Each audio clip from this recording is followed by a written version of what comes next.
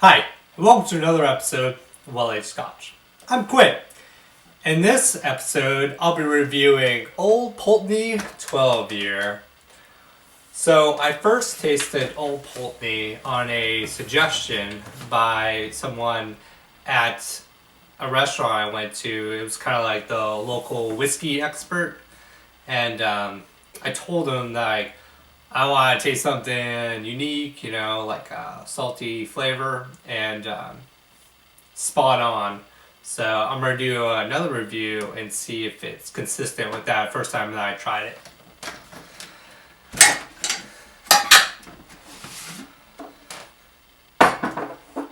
You notice that I already opened it. It's because I did a rookie move and let my battery die as I was doing the review before, so this is a redo. Here, I'll just freshen up some of these glasses. It's not doing it anymore.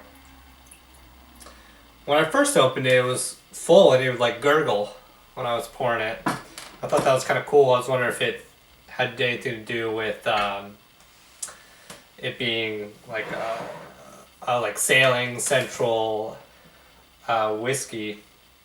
But it says, let's see. It says it's robust with a delicate hint of sea air. So I believe that will be the case. Alright, let's try them. Yeah, so I can smell the saltiness on there. And yeah, it has like a little bit of a citrus smell that I kind of get.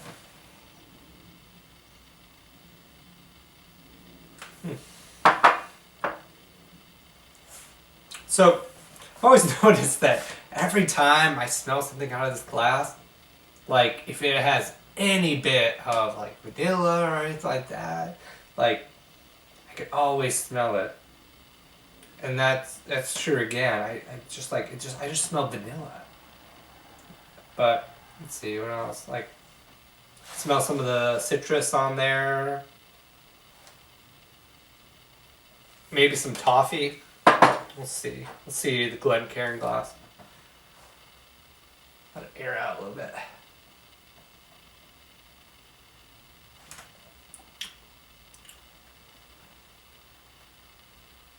So this is providing kind of like a more pure scent to it. Like it's salty, but it seems like it's like purified. Like it's easier to inhale. And I don't know what region this is from. I'll have to look it up. It says Wick, Scotland. But if I had to guess, I would think it would be just like a Highland, because I noticed with the Space Hides, theirs is like really light and it's really like translucent. You can see right through it. But with this one, I mean, it's more of like an amber color. So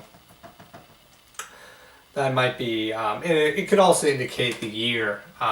One of the things I learned when I went to the Jameson factory this past Christmas, I noticed that they were going through there and they were showing us the different ages of the whiskey, and like the younger one, the like 10, 12 year old was pretty light, but then when it came down to like the 23, 25, I can't remember which number it was like a dark, like maroon almost color. So I think that's a good way to tell the region and the age of it.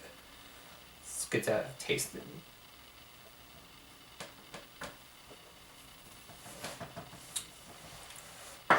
So yeah, I can taste like the sea air, like a little bit of like brine on that.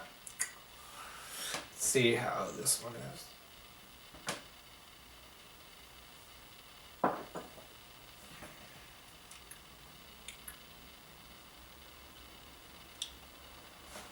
And again, I think it has a lot to do with the smell that I'm tasting like vanilla, toffee. I don't taste the brine as much in this glass.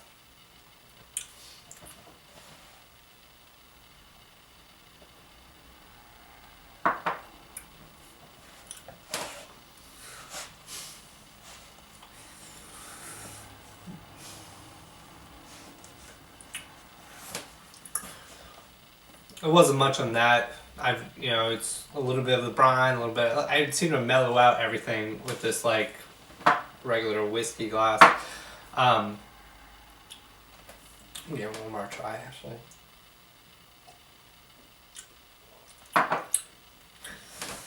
No, not much of a difference, but I did notice on here that this is pretty cool. That it has a quote on the back of it, and it says, "Unashamedly excellent and deserves so much more recognition around the world." And that's by Jim Murray.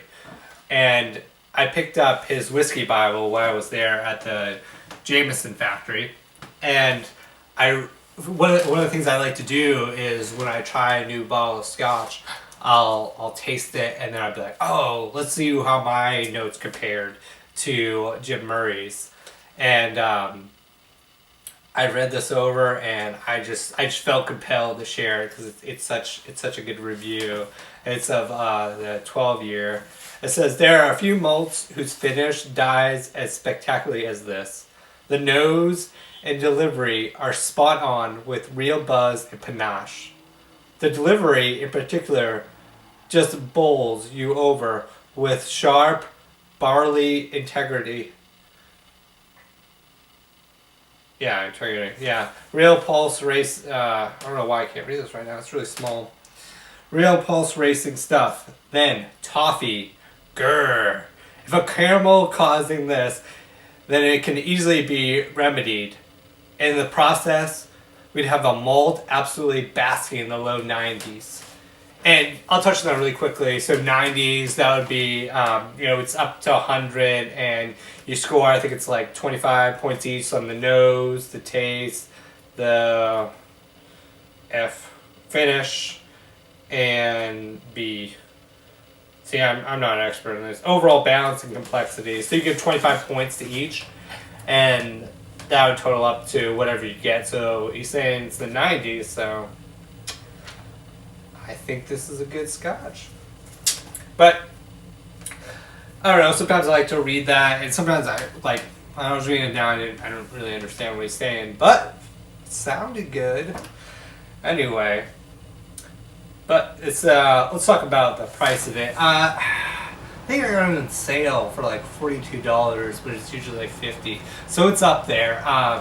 If you want something to keep in your bar, just to be like a unique flavor, this would be a good one for fair price. I like to keep Lagavulin 16 year round because every time someone tastes it, they're just like, what is this? Oh my gosh. And everyone has a unique experience along with, Lefroy. I know they did the Opinions Welcome little campaign, so that was pretty cool.